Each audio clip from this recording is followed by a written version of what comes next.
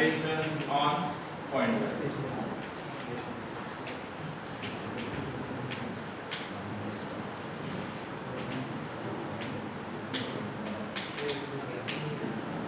So, arithmetic operations on pointers means you all know arithmetic operators are plus, minus, multiplication, division. Clear? These are the different arithmetic operations. Okay. So here in pointers, first we note that suppose integer pointer p. Here just p is called as pointers. For our convenience, we can call p as a pointer, and pointer p is called as a pointer variable. Okay, so this is the convention for if integer pointer p is there, then just p is a pointer and pointer p is the pointer variable. You know that just p stores the address of another integer type of variable, and here pointer p, clear, pointer p means value at that address location. Both are different. P and pointer p meanings are different. Means just p stores the address and pointer p points to the value. Okay, so pointer p means value at that address location and just p means stores the address. Clear? So arithmetic operations on these pointers and pointers type of variables. So if there are two pointer type of variables, suppose pointer p1 comma pointer p2. These are two pointer type of variables. Next, integer a is equal to 10, b is equal to 20. These are two types of integer value variable. After that, p is equal to, in the p1 we have to store address of variable a, and second variable p2, in that we have to store address of second variable, that is b. Understood the meaning? That is, address is assigned to address. Just p1 stores the address, and if it is pointer p1 means it points to value variable. Pointer p1 means that p1 pointer points to value variable. So pointer p1 is equal to address of a. It is wrong. Address of a, what it gives? It gives address, and pointer p1 gives actually value. Okay. बघा pointer p1 चा meaning काय होतो? p मध्ये जो address आहे त्या ऍड्रेसच्या ठिकाणची value. म्हणून पॉइंटर p1 मध्ये is equal to address of a. It is wrong. Okay, but p1 is equal to address of a. It is correct, because p1, what p1 contains? It contains address. So this assignment is correct. Okay. Next means what is the memory management for this? So there are total 4 types of variables. Clear? In that 2 variables are pointer type, 2 variables are value variables. Next, a, this is a variable having value 10, and suppose address is 10. b is another variable having value 20, and suppose address is 200. After that, p1 is one pointer type of variable and second one is p2. These are 2 pointer type of variable. Again, this p1 having address 300 and p2 having address suppose 400 for our convenience. Okay, this is your random access memory. Clear? p1, p2. These are 2 pointer type of variable. How many bytes are reserved for that? If 32-bit system is there, then 2 bytes. If 64-bit system is there, then 4 bytes are reserved. Okay, so p1 contains address of a, because p1 is equal to address of a. So p1 is 100 and p2 contains the address of b, that is 200. Okay, this is the memory management for that P1, P2 type of variables and A and B value variables. Understood? These are declarations of pointer type variable and value variable. This is initialization of value variable and this is also called as initialization of pointer type of variables. Clear? After that, next, arithmetic operations on these pointers. So, can you add P1 plus P2 into third address type of variable or pointer variable? That like P1 is equal to P1 plus P2. Is it possible? No. Means P1 contains address, P2 contains address. Two addresses we have to add using plus operator? No. It is not possible. बघा real life मध्ये पण जर तुमच्याकडे दोन ऍड्रेसेस असतील दोन लोकेशनचे तर तुम्ही दोन ऍड्रेसेस एकत्र केले तर तिसऱ्या लोकेशनचा ऍड्रेस मिळतं का नाही? म्हणजे जस्ट पॉइंटर्स वर बघा जस्ट पी पॉइंटर्स वर दोन पॉइंटर्सची काय करू शकत नाही तुम्ही ऍडिशन करू शकत नाही. ॲज वेल ॲज दोन पॉइंटर्सची तुम्ही काय करू शकत नाही डिव्हिजन मल्टिप्लिकेशन किंवा एक पॉइंटर दुसऱ्या पॉइंटर मधून काय करू शकत नाही मायनस करू शकत नाही. कळतंय का? सबट्रॅक्शन करू शकत नाही. म्हणजे कोणत्याही दोन pointer just pointer pointer variable म्हटलं तर पॉइंटर पी असं त्याचं मीनिंग होतं. जस्ट दोन पॉइंटर्सची तुम्ही ऍडिशन मल्टिप्लिकेशन डिव्हिजन सबट्रॅक्शन करू शकत नाही. म्हणजे arithmetic operations are not working on the pointer types. Okay pointers. Understood? म्हणजे दोन ऍड्रेसची ऍडिशन करता येत नाही मल्टिप्लिकेशन करता येत नाही पण एका ऍड्रेस मध्ये बघा but you can add 1 to P1. बघा P1 is a pointer type pointer variable. Okay pointers एका पॉइंटर मध्ये एक ऍड करू शकतो. म्हणजे काय आणि हे कधी पॉसिबल होतं जेव्हा ॲरे असेल. आपल्याला माहित आहे एक सलग घर असतात. बघा कन्सेप्ट रिअल लाईफचा शिकून घ्या. सलग एक कॉलनी आहे लक्षात किंवा एक अपार्टमेंट आहे. अपार्टमेंट म्हणजे काय मल्टी डायमेन्शनल ॲरे आणि एक सलग रो हाऊसेस आहेत फक्त एका लाईन मध्ये म्हणजे काय तुमचं वन डायमेन्शनल ॲरे. जर एखाद्या कॉलनीचं नाव असेल रेणुका नगर फॉर एक्झाम्पल त्याच्यातलं पहिली रूम ओके हा ऍड्रेस माहित असेल त्या ऍड्रेस मध्ये एक वाढवला म्हणजे काय झाला दुसऱ्या रूमचा ऍड्रेस. त्या रूम मध्ये +3 केलं म्हणजे तिसऱ्या रूमचा ऍड्रेस. असं करू शकतो का आपण?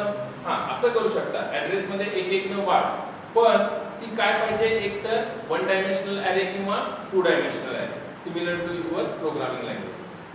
समजते का? रिअल लाईफ मध्ये सुद्धा आपण काय करू शकतो सेम कन्सेप्ट वापरू शकतो.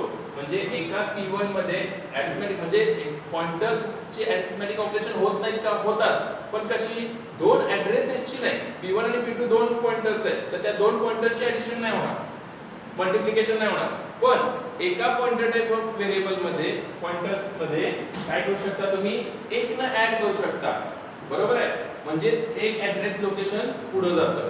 पण हा जो P1 आहे P1 मध्ये कुणाचा ऍड्रेस पाहिजे ॲरेचा either one dimensional or two dimensional. जर असेल P1 कुणाचा ऍड्रेस स्टोअर करतो ॲरेचा. जर असेल तर तुम्ही काय करू शकता ऍड्रेस एक न वाढवू शकता किंवा ऍड्रेस एक न मायनस करू शकता. क्लियर? म्हणजे it is working P1 - 1 it works. पण दोन पॉइंटरची काय करू शकत नाही ऍडिशन मल्टिप्लिकेशन करू शकत नाही. रिअल लाईफचं मॅपिंग समजतंय कसं आहे? Okay next. पण मल्टिप्लिकेशन तर होतच नाही. मल्टिप्लिकेशन होऊ शकत नाही. एका पॉइंटर युजिंग तुम्ही काय करू शकत नाही मल्टिप्लिकेशन डिव्हिजन करू शकत नाही. नेक्स्ट समजते का? बघा कन्सेप्ट. नेक्स्ट आहे की ठीक आहे दोन पॉइंटर्सची ऍडिशन मल्टिप्लिकेशन करू शकत नाही पण एका पॉइंटर मध्ये एक न ऍड किंवा एक न मायनस करू शकतात. तसंच पॉइंटर्स वर P1 मायनस मायनस किंवा P2 plus plus it works. बघा दोन पॉइंटर्स वर काय करू शकता तुम्ही त्याची इन्क्रीमेंट किंवा डिक्रीमेंट. म्हणजेच काय रे P प्लस म्हणजे P1 = P1 + 1. बघा P1 हा काय आहे पॉइंटर आणि पॉइंटर काय स्टोअर करतो ऍड्रेस. म्हणजे P1 मध्ये ऍड्रेस आहे ऍड्रेस एक न वाढवा असा त्याचा मीनिंग झाला. आलं लक्षात? जर तो इंटिजर ब्लॉक असेल तर पुढचा ब्लॉक क्लिअर समजते का बघा. मी एक्झाम्पल देतो. सपोज एक ॲरे आहे a of 0, a of 1, a of 2, a of 3, a of 4. हा झाला तुमचा array. Okay, this is one dimensional array. Initial suppose 100 is base address of that array. Next, p is a pointer type of variable. So what p contains? P contains address. Suppose 100, which points to this location. Clear? Now, if p is equal to p plus 1, what is the meaning of this statement? म्हणजे बघा, second लोकेशनचा address काय असणार आहे? 102 base address. Third 104, 106 and 108. These are the base address of these blocks. का? तर हा integer array आहे. प्रत्येक इंटिजर साठी किती लागतात? 2 बाइट्स. ॲरे असल्यामुळे all elements are arranged in the consecutive memory location, म्हणजे सलग मेमरी लोकेशनला अलोकेटेड असणार आहे. आणि त्याचा बेस ॲड्रेस हा p आहे आणि हा p काय आहे? इंटिजर पॉइंटर p आहे. What is p? p is the integer pointer. म्हणजे तो कुणाचा ॲड्रेस स्टोअर करू शकतो? इंटिजर व्हेरिएबलचा किंवा इंटिजर ॲरेचा. क्लिअर? म्हणून बघा, आता आपण p मध्ये काय स्टोअर केलाय?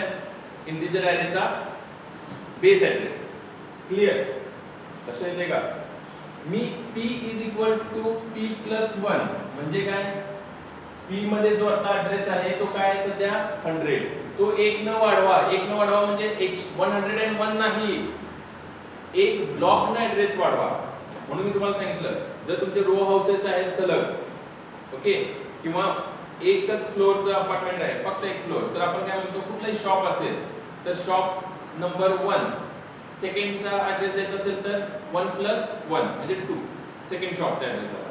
म्हणजे p is equal to p plus 1 याचा मीनिंग काय होतो?